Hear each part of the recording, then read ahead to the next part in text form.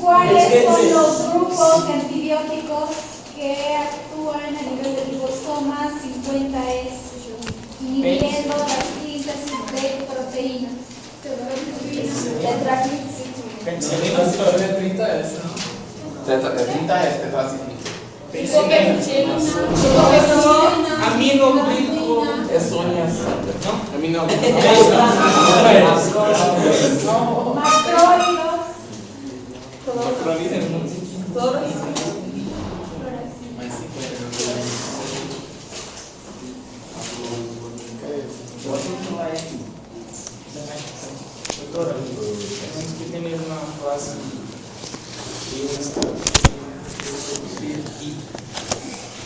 Yo no tengo la culpa de que no haya clase. Poderíamos assim essa, mas não teria uma festa de Brasil. Ação, cavalo do corpo. 50S. Microlíneos, Sí. Estábamos en los antibióticos que inhiben la síntesis de proteínas. Este es un cuadro que resume todo eso. Silencio. Mucho ojo con algunas cosas, chicos. Aminoglucósidos, esto es el nombre de un grupo de antibióticos, donde están amikacina, gentamicina, tropamicina, ¿sí? Tetraciclinas es el nombre de un antibiótico que no tiene un grupo específico, pero es el nombre. O sea, ¿qué les quiero decir con esto? Para que me puedan entender. Si ustedes van a la farmacia y le dicen, véndame un aminoglucósido, les va a decir cuál de los aminoglucósidos, ¿ya? Pero si van y le dicen, véndame una tetraciclina, les dan la tetraciclina. ¿Sí? ¿Me entienden, no? Mucho ojo con los nombres de antibióticos y los grupos de antibióticos, porque no todos los que estamos viendo aquí corresponden a nombre de grupo de antibióticos, sino que también corresponden al nombre de antibiótico como tal, ¿sí? Al nombre genérico. Por ejemplo, cloramfenicol también es el nombre de un antibiótico, pero macrólidos es el nombre de un grupo de antibióticos, donde están eritromicina, citromicina, tropamicina, ¿sí? Entonces aquí tenemos los que inhiben la síntesis de proteínas, cuyo sitio de acción es el ribosoma pequeño, 30S. ¿Ya? Aquí pueden encontrar también al grupo de las oxaconas,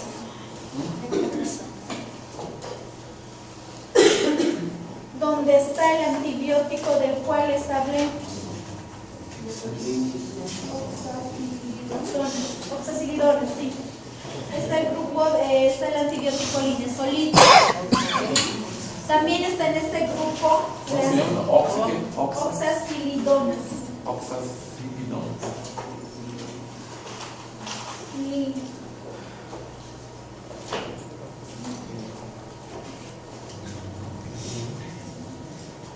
Este es otro grupo de antibióticos, las rincosamidas.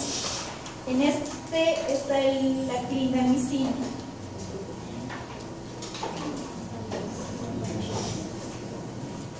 ¿Sí?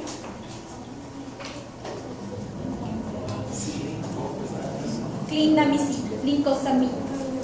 Lincosamidas es el grupo de antibióticos y en este grupo de antibióticos está clindamicina. Clindamicina, sí. 50 años. 50 años. Este antibiótico, los que inhiben la síntesis de proteínas.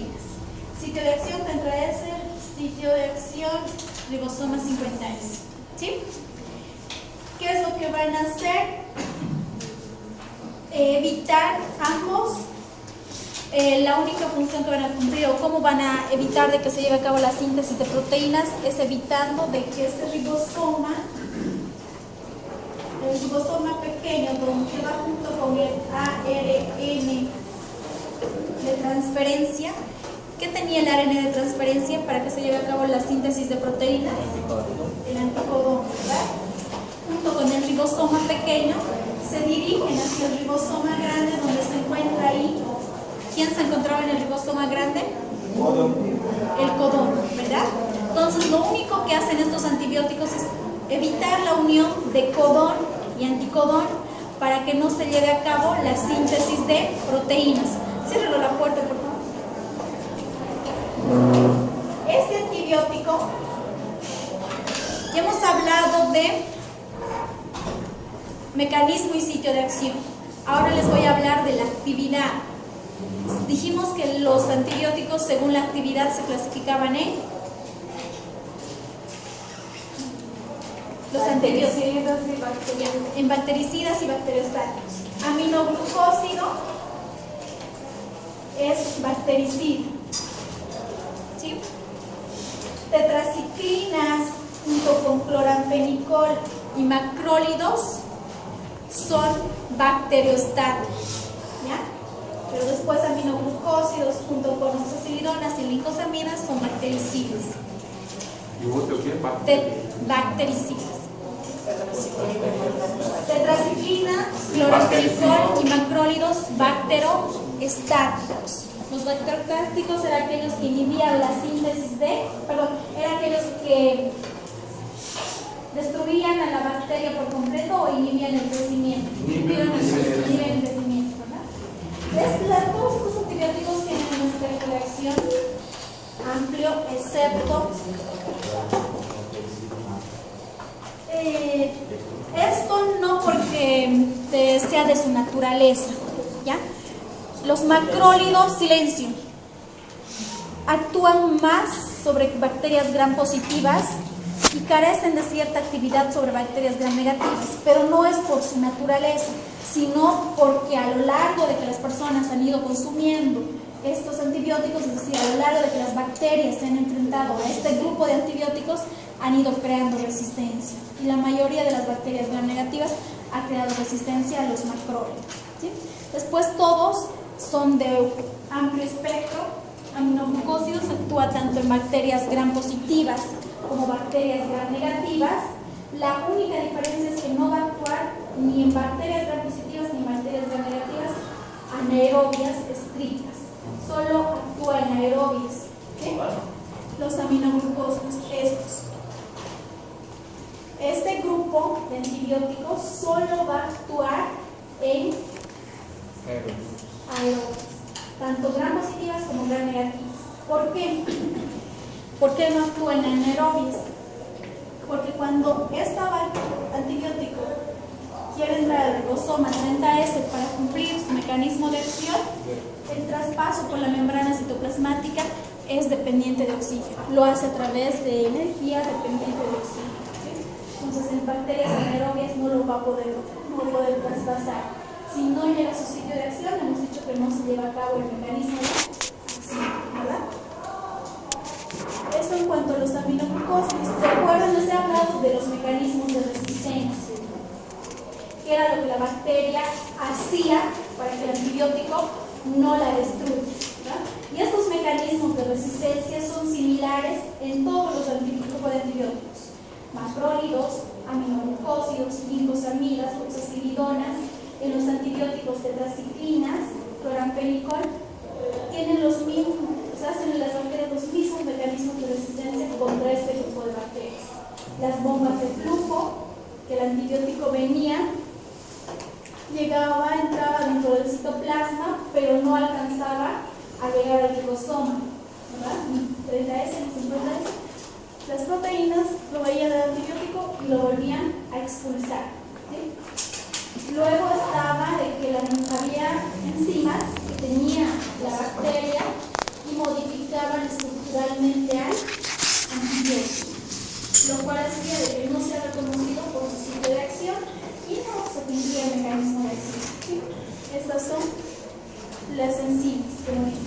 Luego estaba la deficiencia.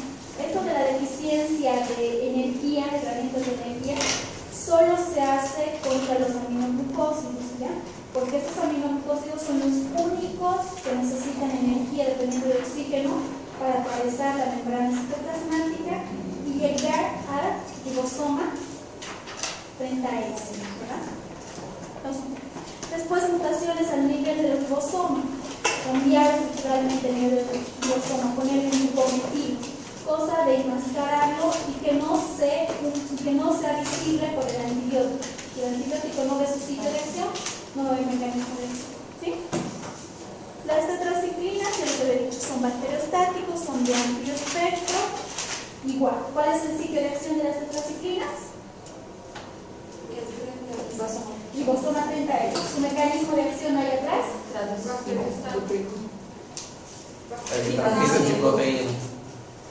Ya, si lo dices de esa manera, está bien. Ella me dijo evitando el proceso de traducción. ¿Y es correcto? Porque sí. Y bueno, si se ve, si fijan, aquí las tetraciclinas tienen los mismos mecanismos de resistencia. Estos son algunos de los efectos adversos que se generan, ¿eh? El más importante de estos es la colitis pseudomembranosa. Ya había un grupo de antibióticos también que provocaba este efecto adverso. ¿Alguien recuerda qué grupo de antibiótico era este?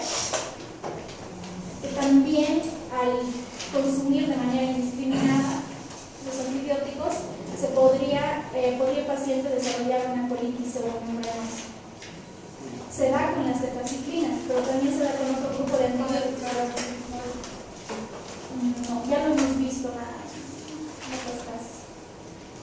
Este es el grupo de los beta-lactámicos.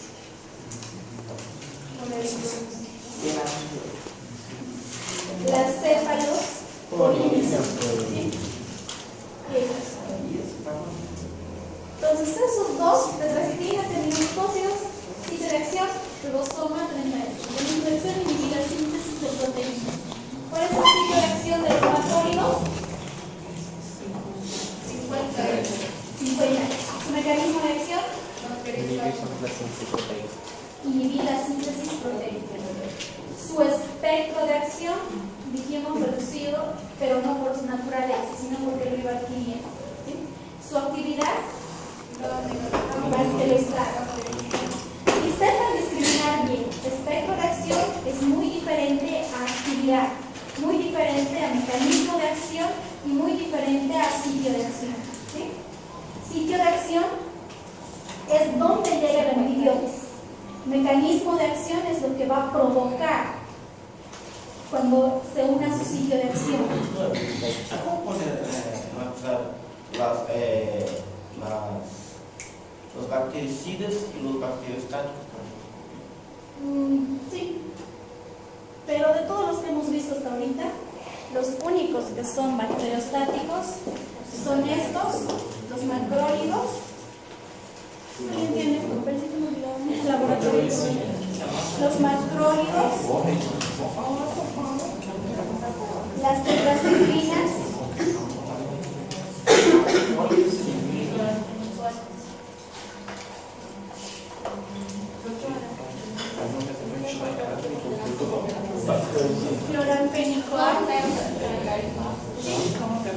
estos son los únicos antibióticos que tienen actividad bacteriostática. Después todos los que habíamos visto son bactericidas. ¿Tiene como hacer un esquema de alguna cosa? Porque todos están boiando. Sí, dejemos terminar y luego al final hacemos un resumen de todo. Ya, gracias. ¿Ya? Alimentamientos Son actividad bactericida. Como les dije, estos son los tres macrólidos, tetraciclinas y el cloramfenico. Lo que les quiero hablar es del los macrólidos. ¿Sí le digo? Todos los otros son bactericidas. Sí, todos.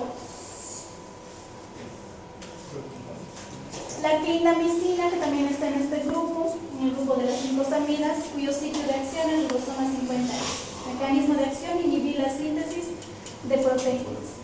El cloramfenicol también hace el mismo mecanismo de acción, pero lo que sí les quiero decir, lo importante del cloramfenicol es de que ya ha sido sacado del mercado porque además de inhibir la síntesis proteica de las bacterias, inhibe la síntesis proteica de las células eucariotas, sobre todo de aquellas células eucariotas que se encuentran a nivel de la médula espinal.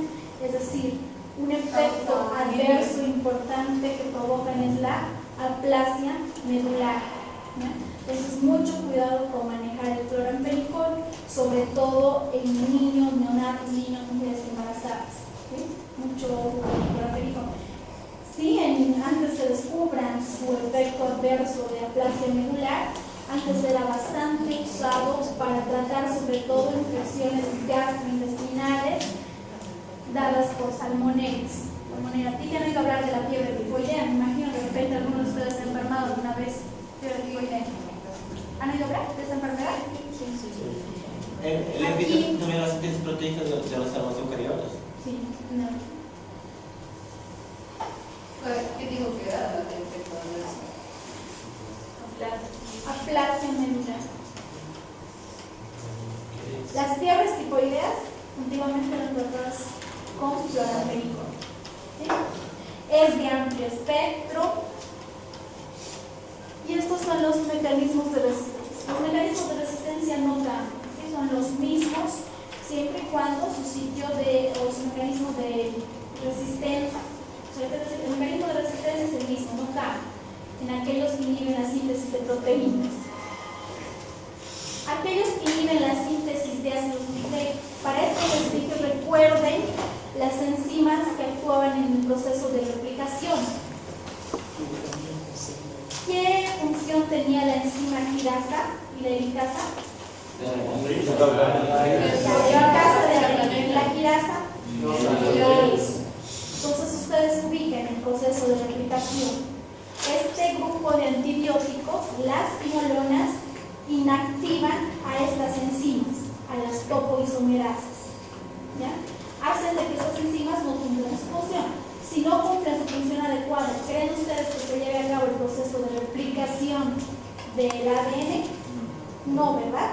No va a haber quien abra, o va a haber quien vuelva a formar su hélice. ¿Y por qué es importante los procesos de replicación? Porque la bacteria aumenta su material genético. ¿Para qué? Para poder dividir, ¿verdad? Para la división celular. Entonces, es una manera de evitar el crecimiento. Entonces, las quinolonas, en el grupo de las quinolonas tenemos todos esos antibióticos. La ciprofloxacina, la norfloxacina, la levofloxacina. Me detengo aquí un momentito para explicarles de que ese antibiótico, el ácido naridíxico, que era uno de los primeros antibióticos en sintetizarse de este grupo, ya no tiene actividad ni frente a las gram positivas ni frente a las gram negativas, es decir, que ha sido usado de manera indiscriminada y ya la mayoría de las bacterias han creado resistencia a este antibiótico. Es por esto que si ustedes piden a algún paciente que se le haga un antibiograma y les reportan en el resultado, les dicen ácido naridíxico sensible, tienen que ponerse alertas. Ustedes están haciendo bien ese antibiograma porque no debería estar. Y eso es lo que se maneja aquí en los hospitales y en los laboratorios. Ponemos el antibiograma en algún caso el ácido naridíxico, pero como control. Pero reportar en el resultado no, porque la mayoría de las bacterias ya han creado resistencia a este antibiótico, ¿sí? Pero después los demás aún tienen buena actividad de bactericida y un buen espectro de acción, y la mayoría de estos antibióticos se usan sobre todo para tratar infecciones urinarias, infecciones gastrointestinales, más se utiliza para bacterias gram negativas, ¿sí? Pero no siempre y cuando sea un antibiograma. Doctora, por la acción que hace en el desdoblamiento del ADN, no entraría ahí para bacterias patógenas. Él no iba a entrar en bacterias patógenas, porque eso va a impedir que se multiplique. al evitar de que no haya replicación, hace de alguna manera que la bacteria se vuelva larga. Porque aquí me dijeron la importancia de la replicación para aumentar su material genético, ¿verdad? Y para la división celular. Pero también tiene otra importancia. ¿Para qué necesitamos ADN? ¿Para qué la bacteria necesita ADN? Para replicar, para... Sí, claro, eso me dijeron aquí, pero por otra parte, ¿para qué para la síntesis de proteínas? Si no hay ADN, ¿se va a poder hacer la síntesis de proteínas? No, entonces tampoco va a poder formar sus estructuras bacterianas, ¿verdad? Entonces, por eso es bacteria. Ahora, los mecanismos de resistencia que hace la bacteria para que las quinolonas no le hagan nada es mutaciones a nivel de la enzima, de las topoisomerases, ¿sí? O protegerlas. Y también están las bombas de flujo, la protección de las enzimas. Luego tenemos estos dos antibióticos, no pertenecen a ningún grupo, son nombre de antibióticos, la rifampicina y la rifabutina. ¿Ustedes se acuerdan del proceso de transcripción? Digo, son mutaciones a nivel de la enzima gigante. ¿Se acuerdan del proceso de transcripción? ¿Quién era la enzima que actuaba en este proceso? Porque solo era una enzima. ¿Cuál? En el proceso de transcripción. El sitio de acción de la rifampicina y de la rifabutina es la ARNA polimerasa, ¿sí? Entonces, ¿qué se va a evitar? Que se lleven a cabo los procesos de transcripción, ¿sí? Estos dos antibióticos actúan más en un género de bacterias que es Mycobacterium. Sobre todo la rifampicina entra en el esquema de tratamiento para las tuberculosis, siempre está presente. Y la rifabutina en otro grupo en otra especie del género Mycobacterium, que es el género de la especie Mycobacterium. ¿Sí?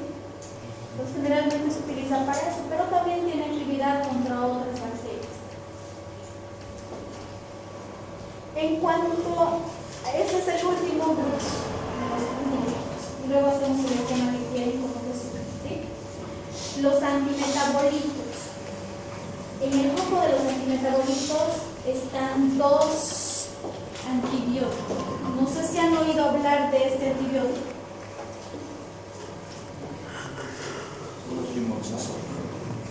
¿Han oído hablar de este antibiótico? Es lo mismo que decir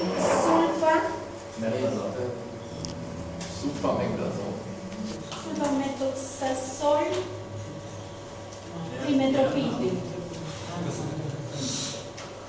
Es decir, sulfametoxazol es un antibiótico y trimetropina es otro antibiótico, ¿ya? Y se los combina los dos para tener un efecto sinérgico, es decir, un efecto que aumente la actividad, del organismo. Y los dos en combinación reciben el nombre de cotrimoxazol, que este es un nombre comercial, cotrimox, sulfametoxazol trimetropina. Lo otro, ¿cómo? Cotrimoxazol es la combinación de estos dos antibióticos, sulfametoxazol trimetropina. Si tú vas a la farmacia y dices, vendime un sulfametoxazol trimetropina, te dan. Si le dices cotrimoxazol, también te viene lo mismo. Sí, este es el nombre comercial. También lo van a encontrar con el nombre de Bactrim. ¿Alguien ha oído hablar del Bactrim? Es lo mismo. Cotrimoxazol, Bactrim son nombres comerciales, ¿ya? Eso varía según la industria que lo sintetice, pero los nombres genéricos son universales y todo lo que hemos estado viendo nosotros, sulfametoxazol, trimetropin, streptomicina, son nombres genéricos, ¿ya? Estos sí tienen otro sitio de acción. Vamos a desglosar las antibióticos. Las sulfonamidas, en este grupo está la sulfametoxazol,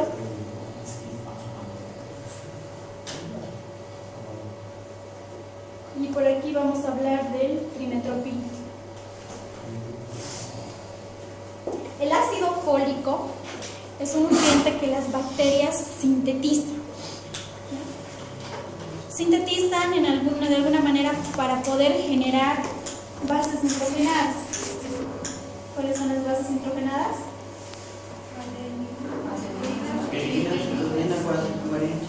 Todas ellas, ¿ya? Con ese fin hacen la síntesis del ácido fólico. Nuestras células no hacen síntesis de ácido fólico, sino que lo consumimos, ¿ya?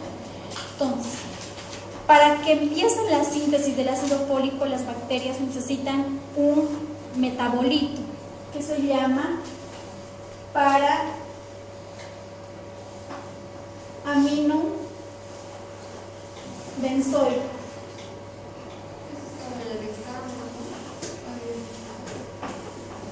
¿Qué pasó el papá? Sí, estaba. El ¿Se ha par. jugado? Sí. Ah, sí, pero no nos desviaremos del tema. Luego al final les digo, ¿ya? El para-aminobenzoico, un metabolito que se necesita para sintetizar el ácido fólico, ¿sí? Entonces, ¿qué hace las sulfonamidas? Las sulfonamidas van a actuar sobre este metabolito, van a captar, ¿ya? Se lo agarran y no dejan nada para que se lleve a cabo la síntesis de ácido fólico. Lo captan el antimetabolito. Para-amino-benzoico. Benzoico. Sí. Y de esa manera evitan la síntesis del ácido fólico. Y el trimmetoprim, ¿qué es lo que hace?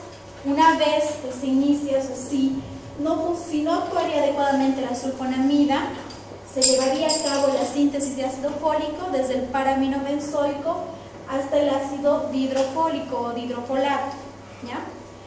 Y llegaría aquí el trimmetoprim y actuaría sobre esta enzima. Dihidrofolato reductasa. ¿Sí?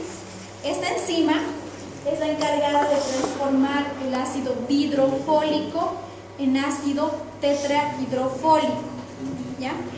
Y el trimmetoprim actúa sobre esta enzima, bloqueándola de tal manera que no se va a poder sintetizar el ácido fólico, ¿sí? Entonces, los sitios de acción de las sulfonamidas, del sulfamethoxazol, sería el para-aminobenzoico. Y el sitio de acción del trimmetoprim sería la dihidrofolato reductasa. Ambos antibióticos tienen el mecanismo de acción de inhibir la síntesis del ácido fólico, ¿verdad? Pero se mencionó